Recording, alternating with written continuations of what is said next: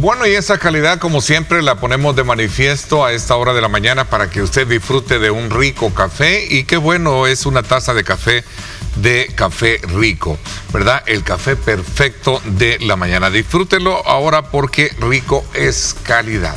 Así es que buen provecho. Continuamos con nuestra programación de este día. Reitero, lamentar mucho la no comparecencia de nuestra invitada este día, Lisette Sánchez, que ella es rescatista de animales independientes, que ya nos había confirmado, pero a última hora pues se complicó la situación. Esperamos más adelante para hablar acerca de este tema de la ley de protección animal, la importancia que tiene de cuidar de nuestros animalitos y particularmente cuando son mascotas nuestras, ¿no?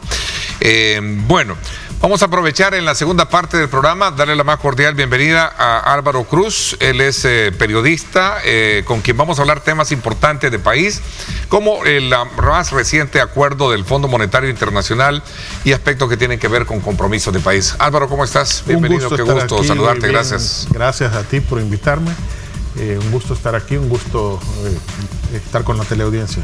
Mira, de alguna manera también es importante poner en perspectiva este tema del Fondo Monetario Internacional. Sobre él trazan muchos ejes importantes de compromiso que como país se ha adquirido para obtener, obviamente, 1.400 millones de dólares. Claro, mira, esencialmente creo, bueno, por supuesto conseguir el acuerdo es positivo para el país, es positivo para las finanzas públicas. Nos permite reordenar, para decirlo así, reordenar la casa. Ahora es como cuando uno consigue un un refinanciamiento de sus asuntos personales y ya le permite aliviar. Claro, hay condiciones que uno tiene que seguir, ordenarse. En este caso vemos, por ejemplo, los temas de ajuste fiscal, el acuerdo es a 40 meses, el ajuste fiscal es de 3.5%, eso implica austeridad, implica reducción de la masa salarial, implica compromisos como revisar el sistema de pensiones nuevamente. De lo que se trata es de hacer viable las finanzas públicas del Estado, que como recordamos históricamente hemos tenido un déficit. Creo que desde tiempos del conflicto armado hemos estado escuchando a los diferentes gobiernos hablar de este tema, salvo un cierto periodo a inicio del siglo. El resto del año, que por cierto se vio afectado después por los terremotos y de nuevo empezó todo el problema. Ahora creo que tenemos una oportunidad de arreglar este asunto. Me llama la atención las palabras del director del FMI, Nigel Clark, que dice que se logra gracias a la expansión de la economía debido a las remesas y al turismo. Y a la mejora notable de la seguridad. Sí, que creo que el énfasis particular del tema de seguridad es el que más se resalta, el que más pesa, sobre todo en esto. Exactamente, ¿no? La seguridad sin duda fue no solo la clave para mejorar nuestra vida cotidiana, ¿verdad? Ante todo el sufrimiento que tenía nuestra población con las pandillas y con todo el crimen organizado y la delincuencia común, sino también es ahora un estímulo primero para los inversionistas. Dicen, bueno, ahora sí puedo poner un negocio, ahora el emprendedor puede poner una tienda pequeña sin pensar en las distorsiones, y también el inversionista grande ya se da cuenta que ese es un costo menos que sufrir, ¿verdad? Y luego los organismos internacionales empiezan también a valorar esto. Bueno, de hecho, Fitch Rating está también... Fitch Rating dijo ayer precisamente que es una calificadora, ¿no? Sí, que este acuerdo va a mejorar la condición de riesgo y de inversión. Exacto. Bueno, en realidad varias calificadoras de riesgo han estado subiendo escalones, recuperando poco a poco lo perdido, ¿verdad? Ese grado de confianza. Ese grado de confianza, ese grado de inversión, que ojalá sigamos subiendo. Es de aprovechar este momento. Tú que has estado con este servidor por años, ¿verdad? Viendo las condiciones de que como país hemos venido apostándole con políticas públicas en todos los sentidos. ¿Tú ves bien posicionado al país ahora? Yo creo que el país se va posicionando hacia un punto en el que podemos lograr la atracción de inversiones que tanto necesitamos y que tanto hemos carecido durante décadas, ¿verdad? Por eso, por ejemplo, yo destaco ese encuentro del presidente con los grandes empresarios que hubo hace unas semanas. Tener aquí a empresarios del nivel de Carlos Slim, del nivel de la familia Gutiérrez Bosch de Guatemala, ¿no? De algunos brasileños muy importantes del grupo Cisneros de origen venezolano. Hoy no tienen tanta inversión en Venezuela como que en el era el grupo Venevisión, ¿verdad? Todos ellos que estuvieron acá. Colombia, que también. Uno de los grandes magnates. Y empresarios locales, pues, del señor Creed, la familia Callejas, que es de resaltar, claro, que después de la participación electoral en 2019 se han dedicado a trabajar por el país, a expandirse no solo localmente, sino en el exterior también, como un importante grupo empresarial. Entonces, creo que ese encuentro es vital para ofrecer el país como un destino de inversión. Y es que hay que tener claro que los únicos que pueden mover la economía son los empresarios. El gobierno tiene que crear el clima de inversión y de negocios para que los empresarios hagan sus negocios y generen ganancias, generen empleos, generen impuestos. Entonces, por supuesto, ese discurso contra los empresarios que tanto escuchamos en la década anterior del FMLN, de vamos a cambiar el modelo, los empresarios son malos, etcétera, y que causó tantos problemas y tanta duda de los empresarios en el país, creo que eso se ha ido superando. Luego, la expresión particular del presidente de decir aspiramos a un país capitalista, pro libre empresa, un país donde el gobierno sea fuerte, con músculo pero sin grasa. Creo que es una definición bien clara del modelo hacia donde vamos. Es un modelo en el que esencialmente se está claro que se va a crear se está creando un clima de negocios para generar inversión, generar empleo, mejorar la economía, que es el objetivo final que se ha puesto el Ejecutivo. Mira, como te decía, recurriendo a esa vasta experiencia de examinar, de leer muy bien al país en los últimos años a través del ejercicio de nuestra profesión, si este encuentro de periodistas, de empresarios, motivó también al fondo decir, bueno, creo que realmente merece, ¿verdad?, hacer una apuesta estratégica para que el gobierno pueda cumplir con sus compromisos, porque cabe destacar que estos 1.400 millones de euros son para cumplimiento de compromisos, ¿no? Que van a ser desembolsados cronológicamente, creo que 40 meses, si no me equivoco. Sí, 40 meses. Voy a hacer una pausa y seguimos hablando de eso. ¿Te parece? Me parece que vamos a ir poco a poco adentrándonos en esta lectura de país que creo que, como tú decías, está en un momento oportuno para ver un despegue para beneficio de todos los salvadoreños. De eso se trata. Voy a hacer la pausa, no me cambien, regresamos con más.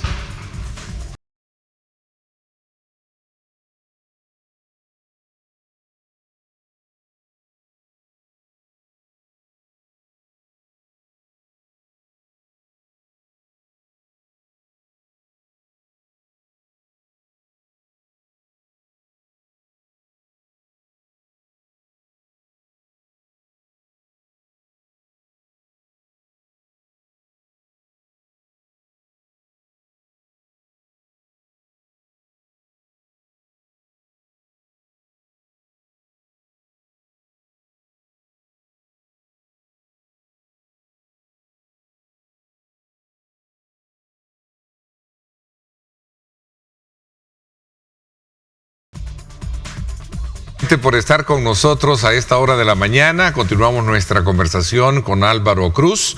Él es un periodista que a lo largo de estos años ha estado, al igual que este servidor, examinando diferentes indicadores que permiten saber y entender de dónde viene el país, cómo está ahora y hacia dónde puede ir. Y precisamente nos habíamos quedado un poco para comprender bien ese estado actual en el que nos encontramos, y hablábamos particularmente del tema de cómo el Fondo Monetario Internacional ha dado un desembolso de 1.400 millones, si en algún momento también la recreación de climas de negocio, como por ejemplo el que planteabas tú, que era este cónclave de empresarios, que creo que fueron dos las que hemos tenido, ¿no?, en estos primeros meses.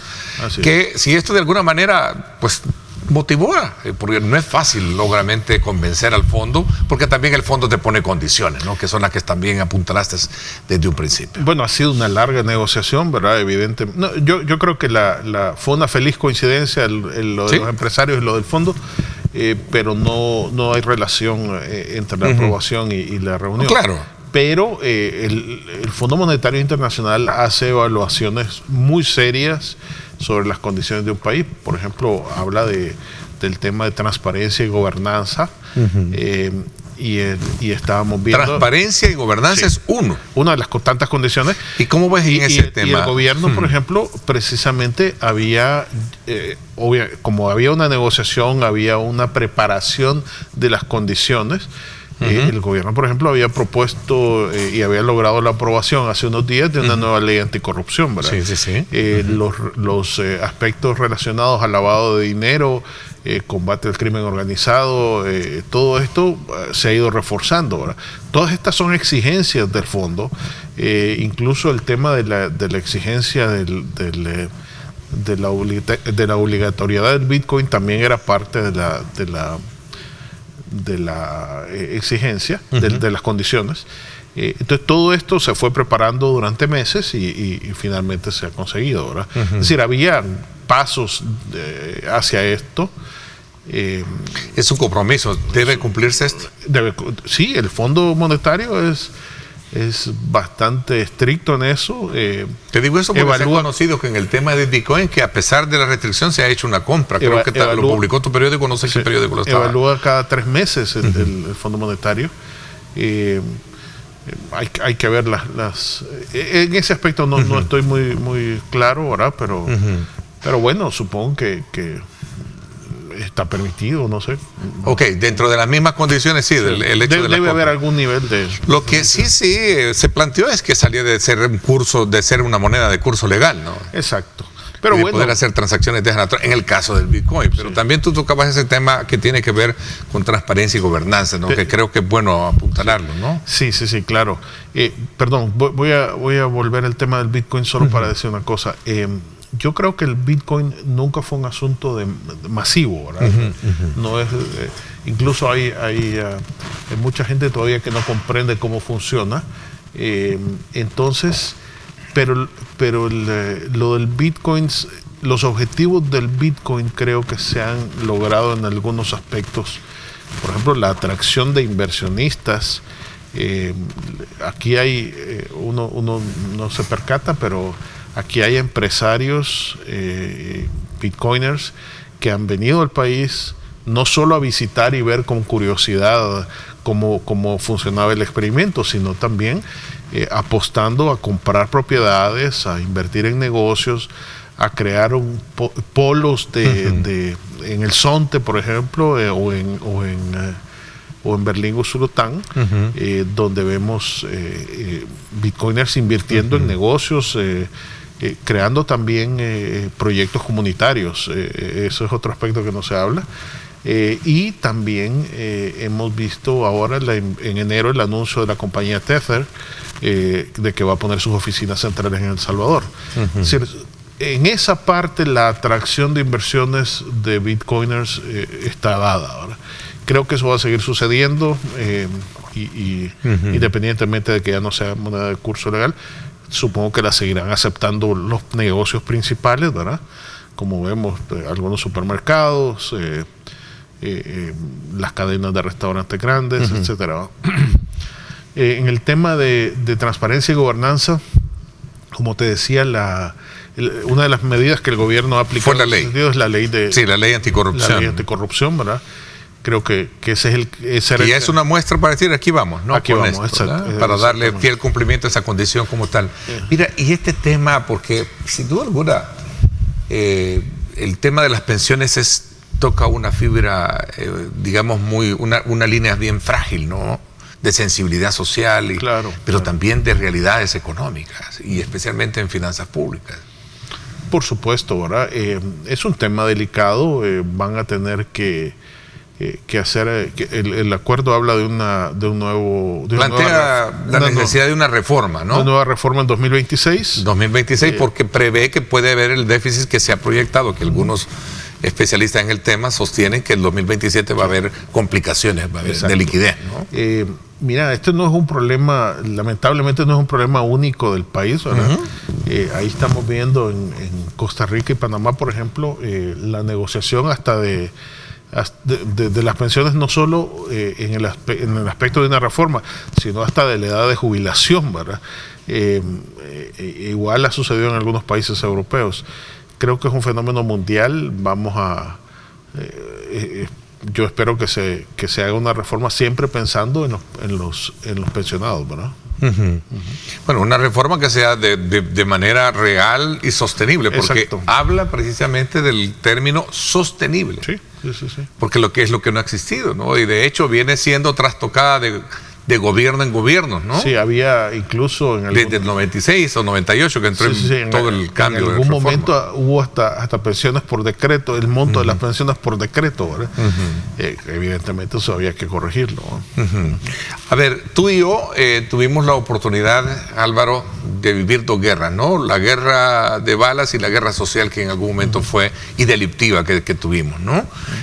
Hablando de eso, sobre todo porque las apuestas ahí están. El país necesita, dentro de ese macro compromiso de país, elevar su categoría económica como tal. Y ya hablabas tú del caso de los empresarios, pero hay una apuesta importante en todo esto que es el tema de turismo, a partir de estos altos niveles de seguridad que hemos logrado alcanzar, ¿verdad? Y que se está haciendo por mantenerlos vigentes. Sí, yo creo que, bueno, hemos visto en los últimos meses varias empresas y publicaciones importantes recomendando a El Salvador, ¿verdad? Entonces es algo que fue impensable en los últimos 50 años, creo yo, ¿verdad? La última creo que era esta revista alemana Wanderlust, que recomendaba a El Salvador como destino. Yo veo con mucha alegría cada fin de semana mucho más placas guatemaltecas, por ejemplo. Uno va a los restaurantes o a las zonas turísticas, en la playa, en la montaña, en San Salvador, en el centro histórico incluso, y uno ve mucho más placas guatemaltecas. Creo que los vecinos están empezando a visitarnos también. Hay mucho más presencia de estadounidenses o de europeos, y veo con mucha alegría que ahora nuestros hermanos lejanos vienen con más confianza. Ahora, recordemos, hubo episodios terribles en aquellos días de pandillas en las que los hermanos lejanos eran objetivo de estos para extorsionarlos, ¿verdad? Entonces creo que está sucediendo al contrario. Ahora vienen, invierten, están pensando, ya recuperaron el proyecto El Salvador como su lugar de retiro después de una vida de trabajo. Todos esos aspectos son esperanzadores para el país, ¿no? Claro, dinamizar la economía como tal le garantiza también el pago de esos 1.400 al fondo. Algunos críticos señalan que este acuerdo con el fondo, y quería preguntarte, ¿qué piensas tú sobre este tema? Algunos creen que este acuerdo con el fondo podría venir con condiciones o bajo condiciones impopulares. ¿Cómo evalúas este punto, no? De hecho, habla precisamente en una de las recomendaciones sobre el tema de la grasa, ¿no? Del tema que tiene el Estado. Evidentemente no. Recortes. Todo recorte al gasto, todo aumento también de la base tributaria o cobrar impuestos de manera mucho más eficiente no es un tema popular para nadie, ¿verdad? Pero es un asunto de responsabilidad personal y social, ¿verdad?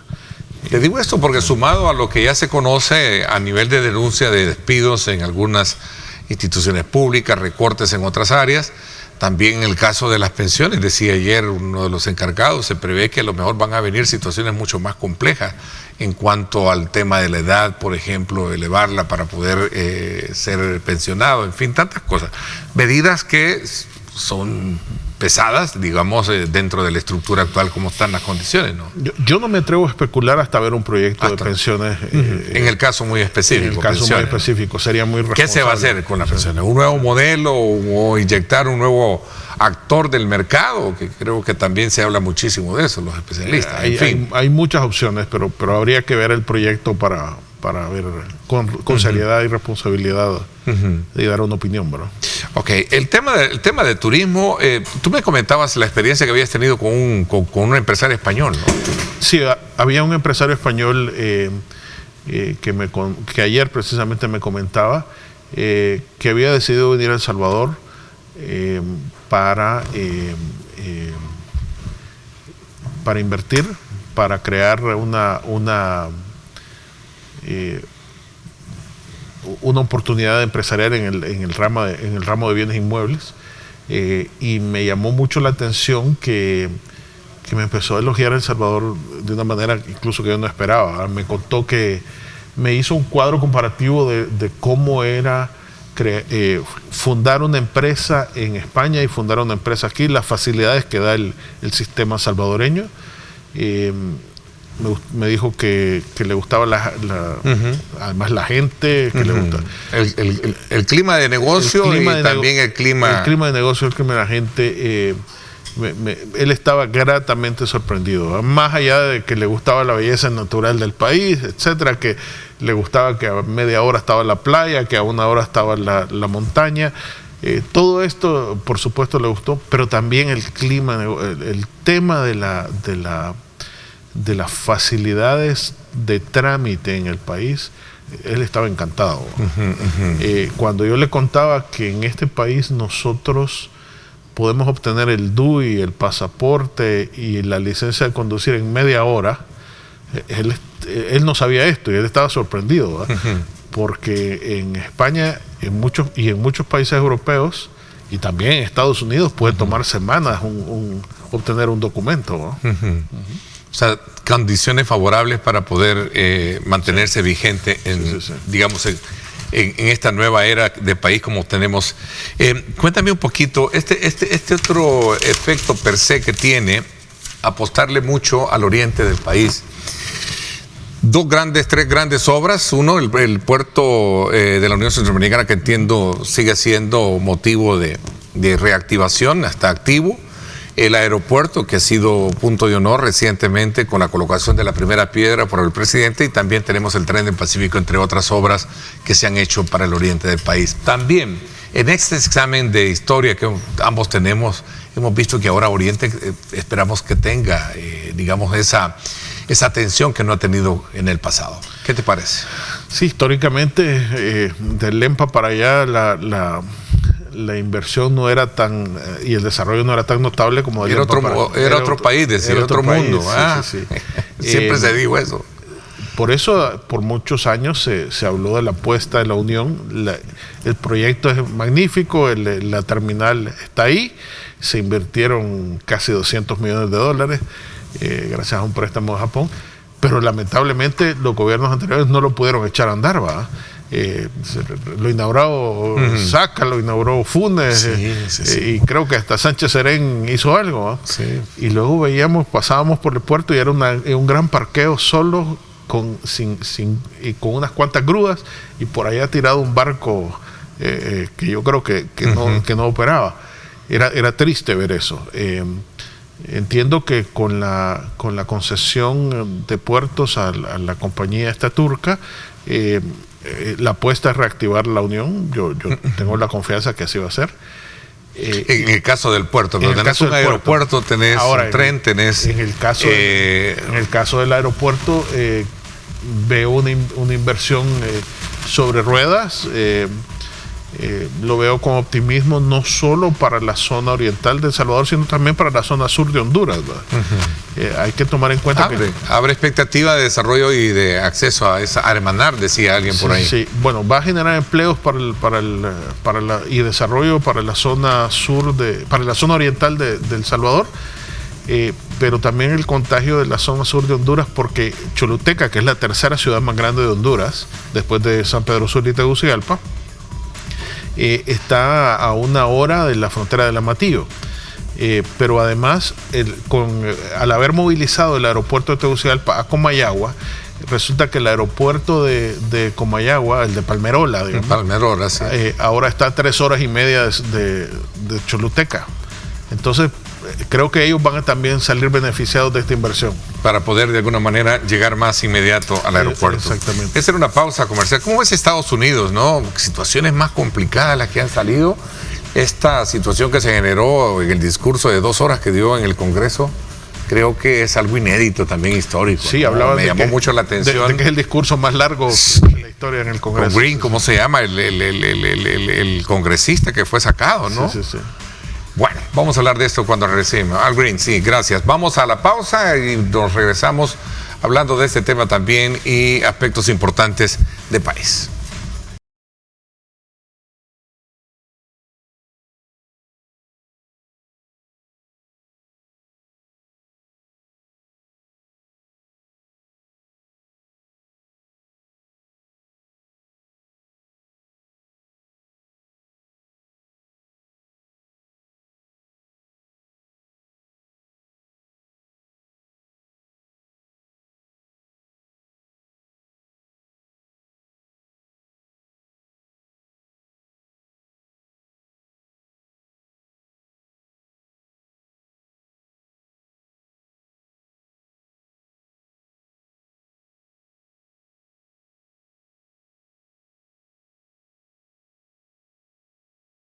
Bueno, gracias nuevamente por estar con nosotros. Álvaro, decía el tema de Estados Unidos, pero no quiero pasar también por alto conocer tus impresiones sobre otro de los grandes proyectos que a lo largo de la historia se ha venido contemplando, que es el rescate del centro histórico.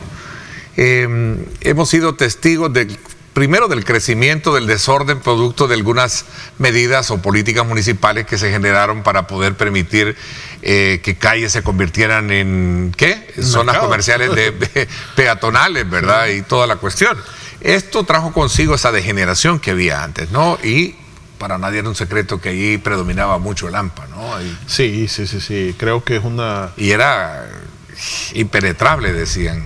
Ver el centro capitalino ordenado, limpio, con inversiones nuevas cada día, es sin duda un logro muy positivo para San Salvador, para la alcaldía, para el país entero, ¿verdad? Para todos los inversionistas que están ahí metidos también. Y además ver que la alcaldía está construyendo mercados y dando opciones también es positivo. Hay que tener claro, ¿verdad? Es decir, esto sucedió en los años 80 cuando permitieron la toma de calles por parte de los vendedores, pero hay que decirlo claramente, es decir, en ningún país es normal que las calles se conviertan en mercados, ¿verdad? Lo que estamos viendo es la vuelta a una vida normal, ¿verdad? Esperemos. El resultado de malas decisiones. Exacto. Y yo creo que... Y la corrección de esas malas decisiones. Exacto. Yo creo que la manera más... de la manera más positiva que podemos apoyar a los vendedores si lamentamos que los que no queremos que se queden sin opción de ingresos, la mejor manera es ir a los mercados, ¿verdad? Hay que visitar los mercados, darles opciones a los que obviamente por estar ahí necesitan también aspectos de ventas, ¿no? Creo que la alcaldía debe promover también... porque hay 2 mercados pendientes, creo que San Miguelito y también de la Colonia Jalón, ¿no? Que todavía no están activos. Que el alcalde dijo esta semana que está ya prácticamente ya va para culminarla. Que sí, porque por ejemplo el Hula Hula es un lugar limpio, agradable, con buen parqueo, hasta con un food court de primera, ¿verdad? Sí. El problema es que no hay la cantidad de gente que debería llegar. Yo creo que esa es una campaña que la alcaldía debería hacer, ¿verdad? Para apoyar, motivar la presencia, la asistencia, ¿no? Sí, exactamente. Sí, sobre esta base creo que ahí hay un reto importante, pero sí creo que ahora el centro histórico tiene esa vitalidad que no la tenía, ¿no? Sí, exactamente, y por eso atrae. Yo veo que hay hasta algunos tours ya preparados, ¿verdad? Del centro histórico.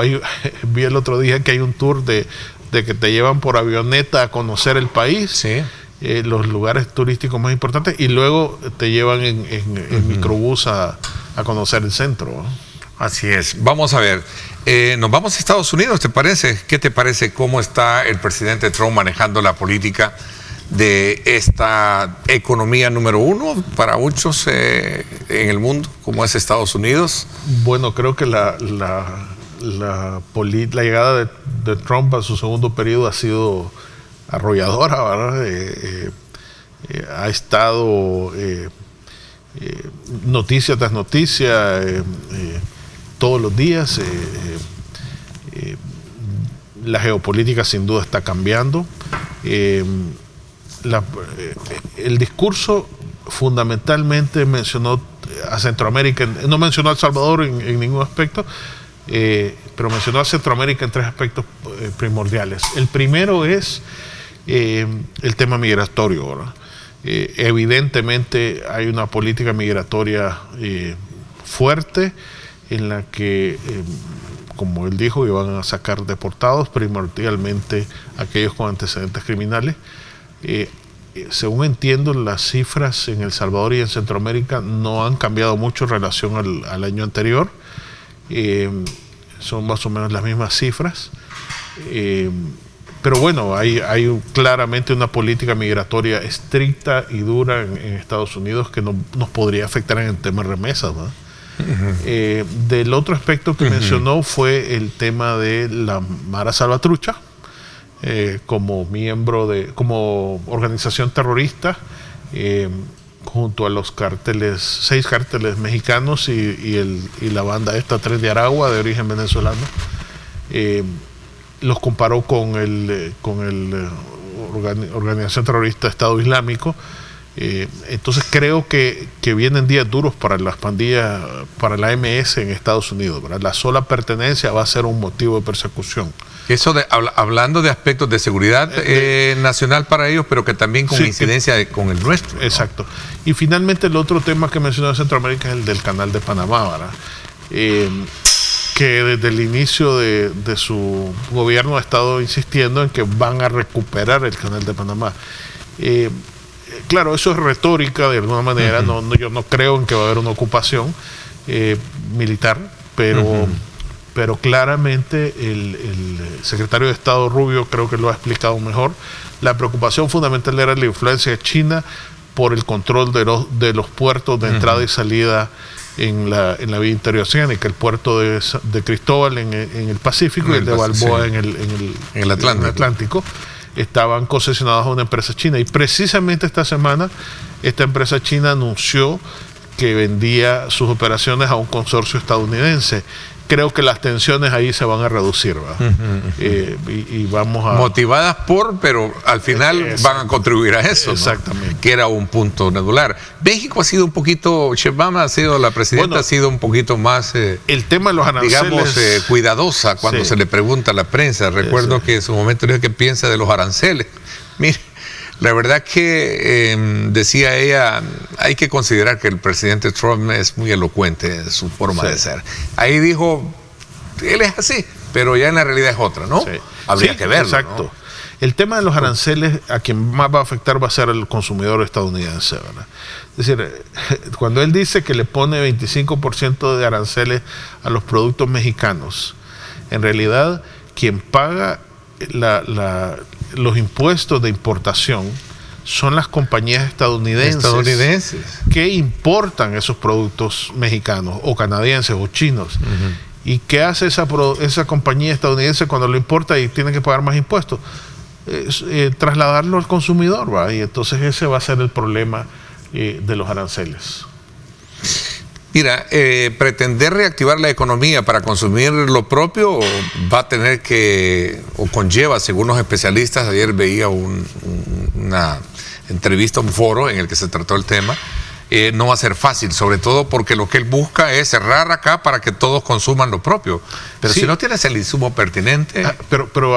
Primero, a ver, con los productos agrícolas, él tiene un problema, y es que mientras está persiguiendo la mano de obra migrante, evidentemente eso va a impactar en la producción agropecuaria. Entonces, y si le pone impuestos a los productos agropecuarios importados, entonces va a tener otro problema. Yo creo que hay situaciones en las que no está midiendo, y luego, por ejemplo, las empresas de vehículos o las empresas de tecnología, eso no se instala en 6 meses, ¿verdad? Entonces, construir una nave industrial traer tecnología, traer maquinaria, puede tomar 2 años, ¿verdad? Y en 2 años se le fue la mitad del periodo. Bueno, mira, ¿y cómo ves el caso de nuestra gente, no? ¿Cómo ves los programas de atención así ligeramente, por ejemplo, el caso TPS? Bueno, por cierto, ¿cómo lo perfilas, no? En un par de semanas vence el periodo. Vence el periodo, precisamente por eso, porque tú sabes muy bien que este programa temporal acoge, creo que alrededor de 260 o 100 o casi creo que la última cifra fue alrededor de 180,000. ¿Sí? Sí. Ya eso, ¿no? Bajó por el tema del temor, lo que sea, pero baja. Ahí anda la cifra. Suele bajar porque muchos de ellos, después de 25 años allá, hacen su vida, se casan con ciudadanos, tienen hijos americanos que los piden, etcétera, cambian su estatus, por eso es en gran medida el cambio, la reducción. No, por supuesto es un tema preocupante, todo lo que tenga que ver con migrantes salvadoreños en Estados Unidos, ¿verdad? Creo que hay una cadena consular que los atiende, pero lamentablemente no todo depende de la administración Bukele, ¿verdad? Mucho depende de la voluntad de la administración Trump. Bueno, interesante esta lectura, este repaso que hemos hecho a partir de los temas que hemos puesto sobre la mesa. Reflexiones habrán para todos los gustos, ¿verdad? Y sabores. Lo importante es saber que tenemos ahí un acuerdo del fondo para poder darle cumplimiento a obligaciones del Estado y un poco la perspectiva de crecimiento y desarrollo del país que necesitamos para generar empleo. Te agradezco muchísimo. No, por favor, un gusto. Nos hayas ayudado a recrear estos temas, Siempre un gusto. Gracias, te agradezco mucho, Álvaro. Gracias. Por mi parte, les invito a que sigan con nosotros. Arriba mi gente, y todo su talento viene cargado de energía para que usted pase una muy pero muy entretenida y alegre mañana. Gracias, por mi parte esto es todo por hoy, pásenla bien y como siempre recuerden lo más importante, amar a Dios sobre todas las cosas.